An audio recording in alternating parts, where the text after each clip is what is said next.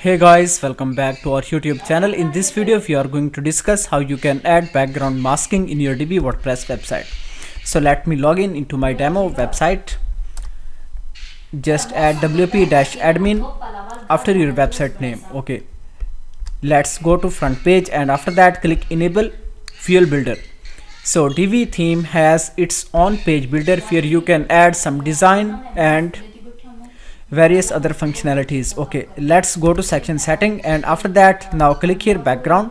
Here you can see these are various background options and here you can see in the end background masking. So just select it and after that click here.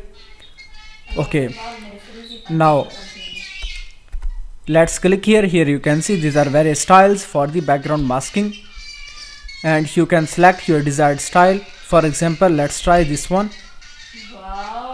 And after that now we need to add mask color. So here you can see we have added background masking. You can change background color whatever you want. After that click here yes, then 3 dots and after that click here save. So this is how easily you can add background masking in your Divi WordPress website. Let's refresh. Here you can see this is the final result.